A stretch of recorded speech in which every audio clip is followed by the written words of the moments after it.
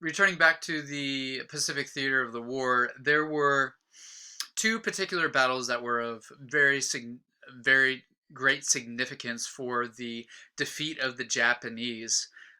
Those were the Battle of Saipan, which happened on the 15th of June in 1944, followed by Iwo Jima and Okinawa, which was in February and March of 1945, and April through June of 1945. Island battle in the Pacific was extremely difficult. The Japanese forces were very skilled at guerrilla warfare.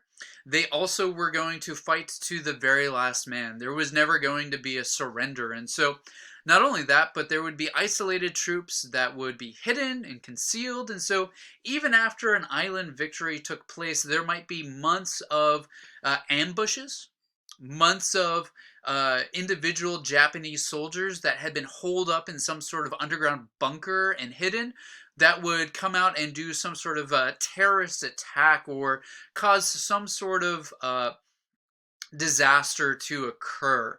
All of this created some sort of attrition, which made the A-bomb attack a huge success for the American offensive that definitively ended the Pacific theater of war and brought in and ushered in victory in the Pacific.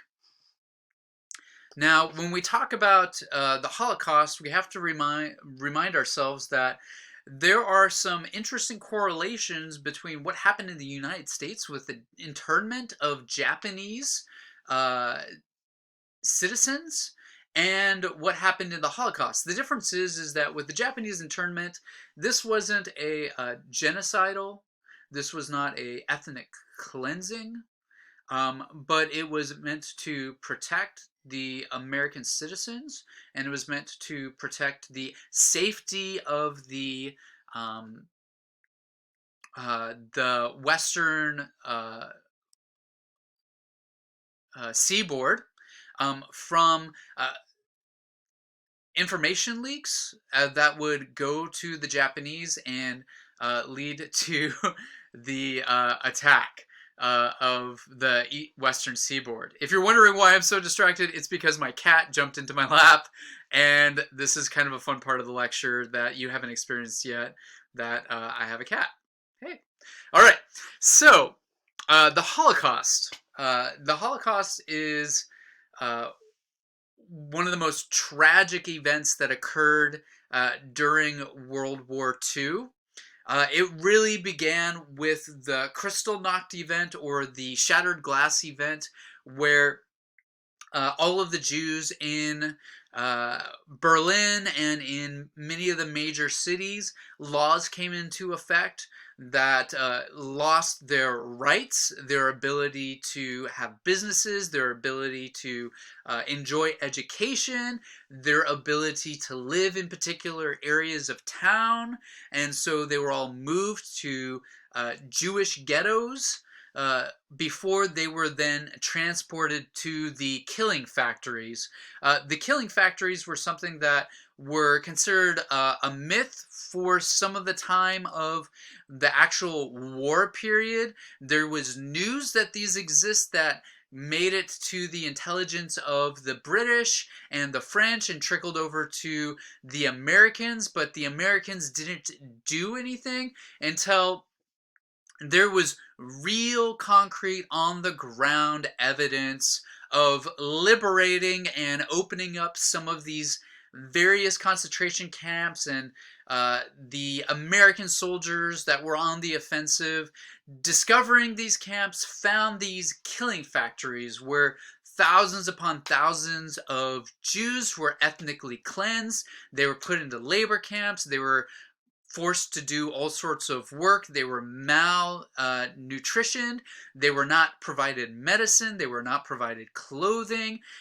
They were bullied and they were beaten, and they were the soldiers who were running these camps were looking for excuses or reasons to kill them.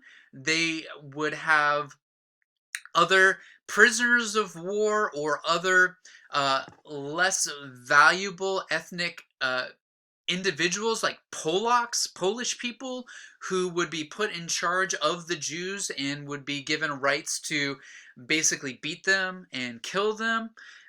If you have been reading Eyewitness Auschwitz, you are learning a lot more about the gross violence and just the horrors of this major ethnic cleansing. And it wasn't just the Jews, like I was just saying, Polish people and Czech people and other inferior ethnicities from Eastern Europe were cleansed, part of which was allowing and creating space for the expansion of the German people to occupy the lands that were previously owned by all of these people and occupy the businesses of trade that those people previously had occupied. And so obviously, I have gone through a lot of the events of World War II, but I haven't teased out some of the major implications that occurred in World War II and some of the reasons why things happened the way that they did. The defensive of the British and the French and the Americans against the German offensive was a long ordeal, and what that required was a lot of the same methodology that took place during World War One. What ended up becoming extremely important during World War II was the development of air superiority. Just as with the Germans making the attempt to demonstrate air superiority against the British by constantly dropping missiles upon the British, one of the ways in which the Americans really won World War II for the entire world was from Britain supplying a very strong air force and continually attacking with total war tactics all of Germany, bombarding Germany. As Germany was completely being bombarded by the air and as the Luftwaffe was pinned down by ongoing attacks, which took place during 1944 and 1945, leading up to victory in Europe,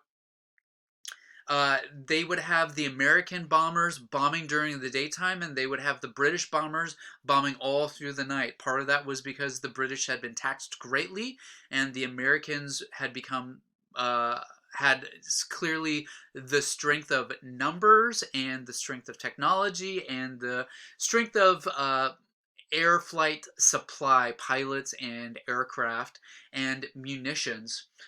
All of this time period in America and in Britain, but particularly in America, during the 1944 and during 1945, you have a redevelopment of industry and relaunching of industry for the purpose of supplying that helped equip and supply all of the troops that were then landing and invading and pushing back the Germans.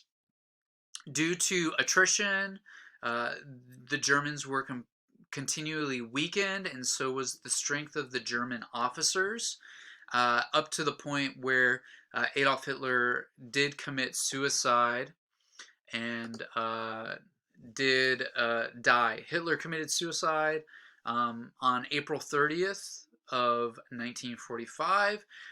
This is just a month after the Allies crossed the Rhine in March of 1945, which was one of the big uh, morale boosters for the Allied forces and to the detriment of the morale of the Third Reich. Along with that, the Russians reached Berlin in April, which is what led to Hitler's ultimate suicide. Once Berlin was taken, it was inevitable that the war was finally and completely and totally over for World War II.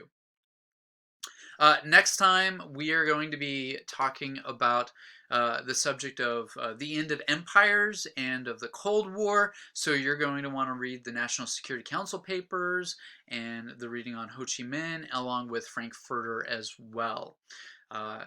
continue to strive forward in your studies as we finish out the semester.